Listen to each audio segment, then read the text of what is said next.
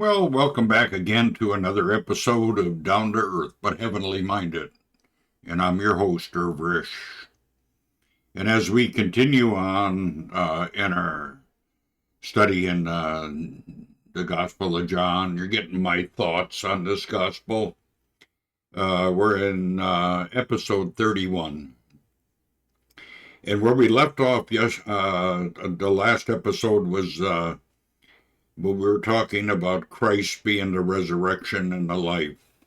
And we come to the seventh sign, and we left off where Jesus wept because he seen the misery and those that were really affected by the death of Lazarus.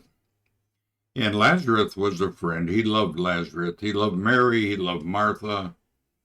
And he even loved those that were persecuting him and wanting to kill him. For God so loved the world. And that includes everybody.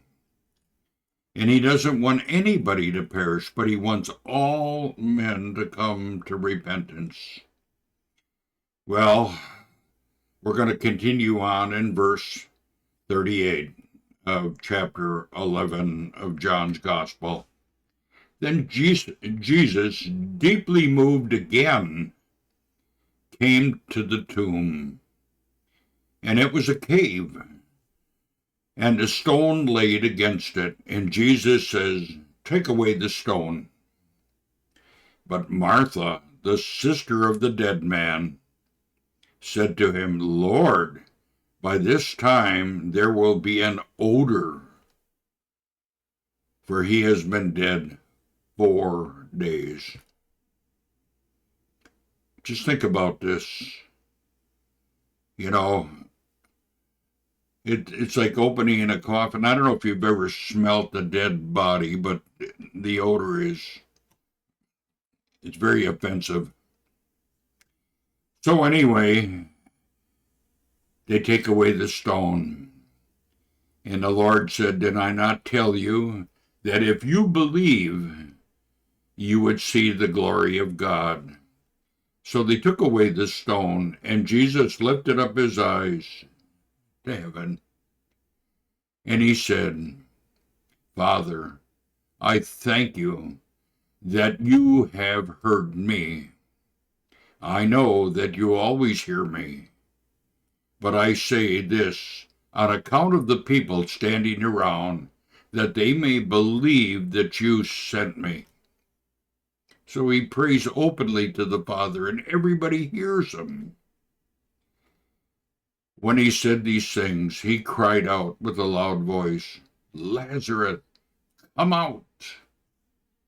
And I firmly believe that if he wouldn't have called Lazarus by his name, everybody would have been coming out of the tombs. And that's what he's going to do on the resurrection morning. He's going to raise us with just when he speaks. When he had said these things, he cried with a loud voice.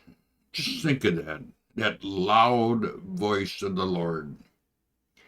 The man who was dead came out. His hands, his feet was bound with linen strips, and his face was wrapped with a cloth. And Jesus says, "Unbind him and let him go." Oh, what a tremendous miracle. But there was still a plot to kill Jesus. Many of the Jews, therefore, who had come to Mary and had seen what he did, they seen this.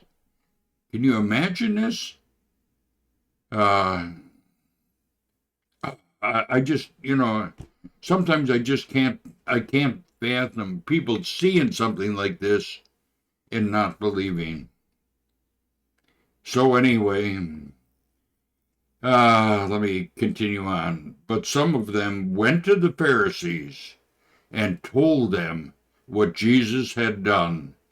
So the chief priests and the Pharisees gathered a council and said, "What are we going to do? For this man performs many signs. And remember, they were asking for signs, but now they see all these signs. If we let him go like this, everyone will believe in him, and the Romans will come and take away both our place and our nation. They were worried about themselves. They weren't concerned about who Jesus was, that he was their Messiah. But one of them, Caiaphas, who was the high priest that year, said to them, "You know nothing at all, nor do you understand that it is better for you that one man should die for the people, and not that the whole nation should perish." You see, there was something in what he said because he was a high priest. He did not say this on his own accord, but because being high priest that year, he prophesied that Jesus would die for the nation. So this was a prophecy. And not only for the nations only, but also to gather into one the children of God who are scattered abroad. That includes everybody who believes. So from that day on, they made plans to put him to death. This was kind of the seal on it right now. And Jesus, therefore, no longer walked openly among the Jews, but went from there to the region near the wilderness, to the town called Ephraim. And there he stayed with his disciples.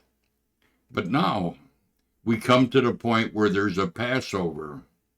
Now the Passover of the Jews was at hand, and many went up from the country to Jerusalem before the Passover. They were looking for Jesus. I skipped something here. But now the Passover of the Jews was at hand, and many of them went up to the country to Jerusalem before the Passover to purify themselves. And they were looking for Jesus, and saying to one another as they stood in the temple, "What do you think? That he will not come to the feast at all?" Now the chief priests and the Pharisees had given orders that if anyone knew where he was, he should let them know so that they might arrest him. See, the plan was in motion.